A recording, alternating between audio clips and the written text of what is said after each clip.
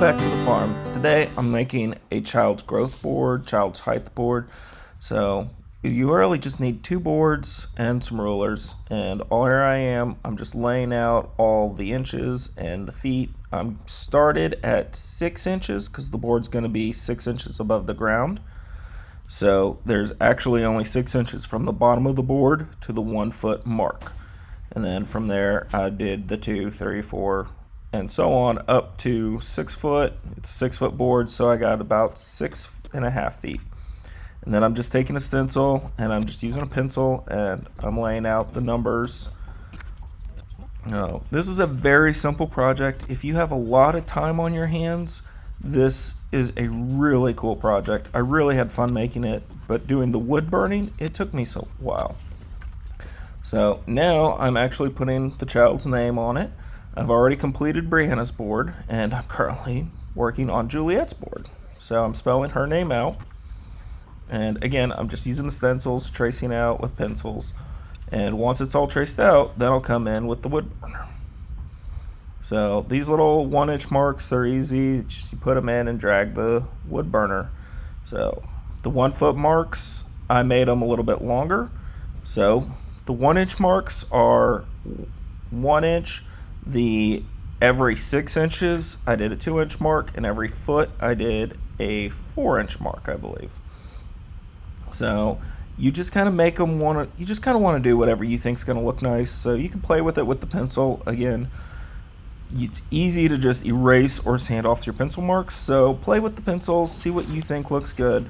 But I think the 6-inch mark should be at least twice as long as your 1-inch mark. And then your every foot mark should be substantially long and thicker. So, and then here, all I'm doing is I'm just stippling. It's really just press the wood burner into the wood, hold it for a couple of seconds, lift up, move just slightly over, and do it again. And it's just basically doing a bunch of little dots. It's an easy thing to do. It takes very little to no skill to do it this way. It just takes time. So as you can see, I'm just doing this on one of my wife's folding tables. What you can't see is this is the table behind our couch in our living room, and we actually have a movie on the TV at this point. So she's doing her own little projects at this off to the side. I'm actually just sitting here, and we're just both kind of doing our own thing, and we're watching a movie, hanging out in the living room together. With the twins, we're only doing this during nap times, hence the reason you're seeing my shirt change from time to time, because this was done over the course of a couple of days. We'd work on it for an hour here, 30 minutes there type deal. But if you have time, if you're currently self-isolating, or if you're watching this video later in life, this is a great weekend project. Realistically, you could have kids do this. You want to be super careful with the wood burner. It gets hot. So you always want to make sure when you leave your project, you unplug it. I make it a habit of not only do I turn it off, but I always unplug the wood burner. And if you have kids in the house, you want to put the wood burner up high somewhere because it will burn you. And I would imagine if that got pushed onto our couch, I could see it starting to fire very easily. So be safe with it, but it's very easy to use. It's not really that dangerous as long as you're paying attention to this end is hot. So I just worked my way up, obviously, to the 5 foot mark, and then instead of doing the 5 foot mark and up, I jumped over to Juliet's name. I'm just tracing out the letters with the wood burner, and then I'm filling it in with the stippling. It's, again, easy project, something you could easily have kids involved in it. I'd be a little hesitant having young children involved in it, but 10 years old and older, you should be able to explain to them this end's hot, you can start a fire, so be careful, don't do something stupid with it.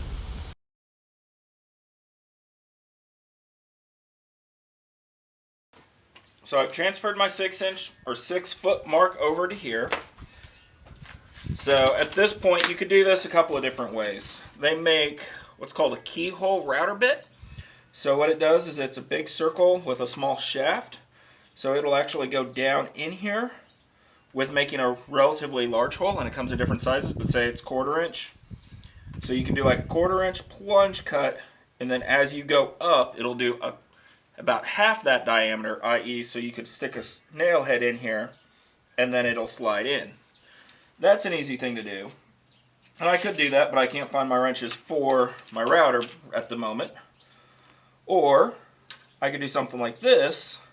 I can lay this down here, and we could just take a router bit or a Dremel, and we could recess this. Or I could just put a screw in here and call it done.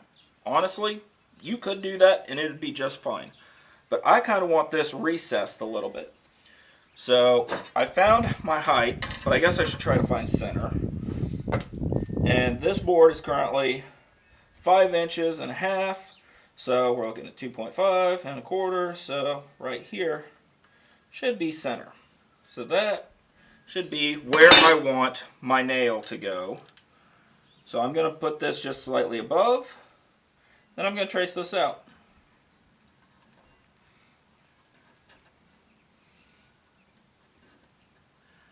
So I want that. So I just went ahead and grabbed my Dremel because I think that would be an easy tool to use at this point.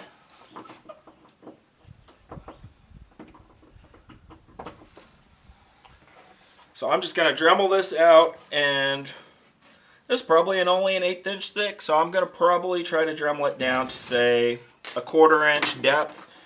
I could go a little bit more. You just don't want to go so far that your screw doesn't have enough material. So let's Dremel it. I think this step is more important than the 45 corners and rounding over each side.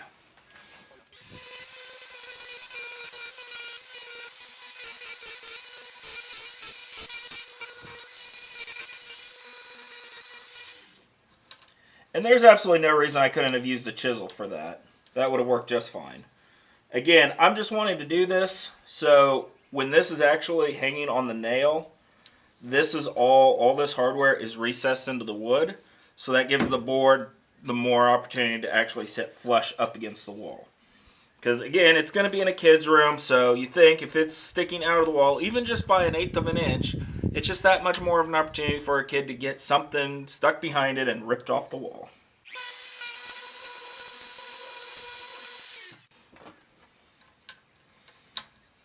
Okay, so there's that.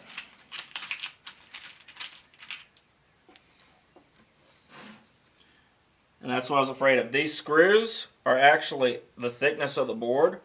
So I'm afraid if I were to put this through here, this screw will actually penetrate that material. So I'll have to find a different screw, which I'm sure I have.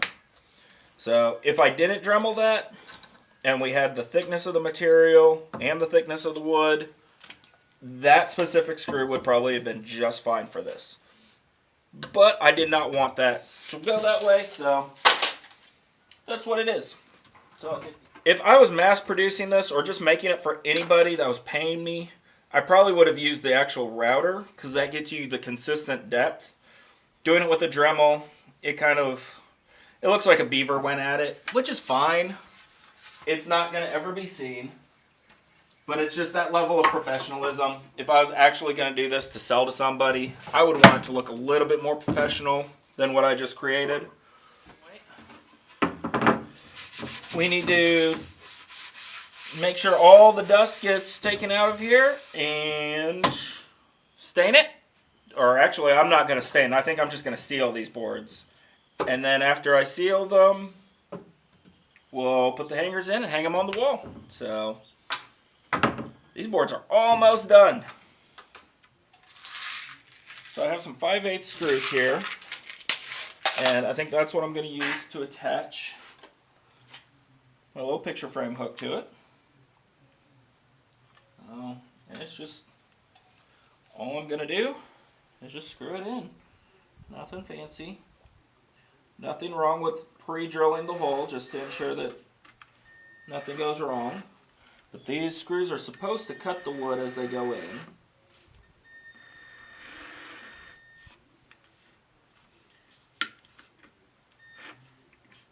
And I'm kind of a little paranoid about sinking it in too deep, so as soon as I feel like it's got a good hold and it's flush or below flush, I'm going to call that good.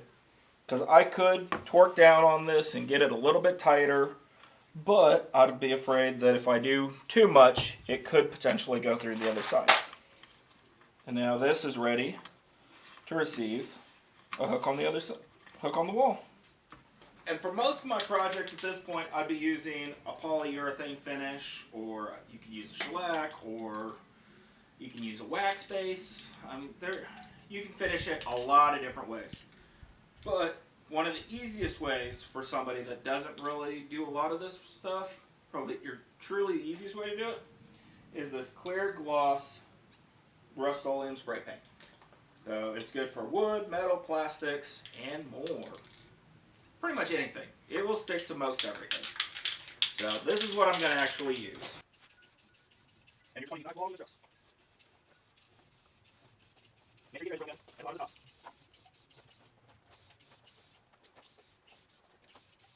And I forgot to make a little naked. That was nice.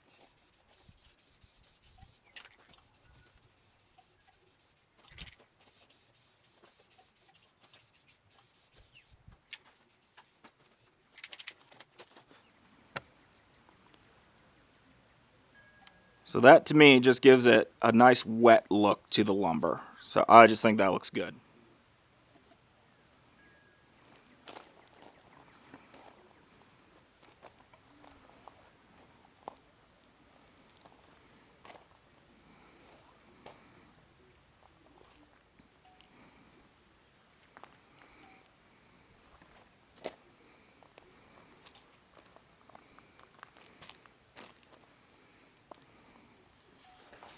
Alright, so again, mounting it, keep in mind that my attachment points are set for 6 feet off the ground, and that is accounting for the fact that the bottom of the board is actually at your 6-inch mark, not 0. So that's why you only have 6 inches from the bottom of the board to your 1 foot mark. So that way when you set this board above the ground 6 inches, it should all balance itself out. So I hope you enjoyed this project. Hope it gives you some ideas. Some things I've realized with it is I love the look of burning into lumber, but it takes so long doing it this way. If you have nothing but time on your hands and you want to just put in a movie and sit there and do this, great. But it might be 2 or 3 movies before you get something like this completely done. I will probably never do one of these boards exactly like this again. If I have to do it again, I'm going to probably try using my router or using the Dremel. I love the look of it. It got exactly what we're going for. That is the look we wanted with these boards.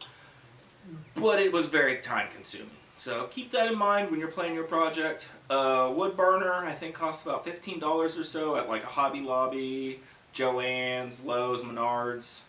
I'm assuming those places carry them. Home Depot probably has them. Get them on Amazon. I mean, you don't need to buy the most expensive one out there. You can find them for pretty cheap. So this project in itself could be done as a very inexpensive project. And keep in mind, you could also get some painter's tape, and you could have taped all this off and using an X-Acto knife, cut out the numbers, and you could have done this with spray paint. Or held up the stencil and just spray painted on there. Or just taking a paintbrush and just painted them on. That probably would have been, 50 times faster. I could have probably painted these numbers on and painted the little graduations on probably within a couple of hours, easily. Probably could have got one of these boards done in an hour if I was painting or spray painting or something along those lines. So it depends how much time you have, what look you're going for. Don't feel the need to go out and spend $50 on a board. You could buy an oak board. It just needs to be approximately 6 feet long. So if you buy an 8-foot board, great. Technically, you could do this out of a 2x4 if you really wanted to, or if that's all you had. You could do this out of probably some lumber that you have in your garage. Most everybody has some form of lumber in their garage. Maybe a scrap piece of plywood. Cut it down to where it's only however wide, just anywhere from 2 inches to 8 inches wide. Sand it down really good and just paint it. Paint the whole thing white and then come in with a different color, red, blue, pink, whatever, and do your little marks and your numbers and somebody's name. And get creative with it. It's your board. I'm assuming you're making it for your kids or maybe a niece, a nephew. So I will probably not mass produce these. Maybe I'd be willing to make a couple of them here on there on an order type deal, but I don't want to burn them again because that just takes too much time. I invested several hours into these boards. Uh, but again, hope you enjoyed this. I'm Ben with MD Trip Creek. Good luck to you and your projects.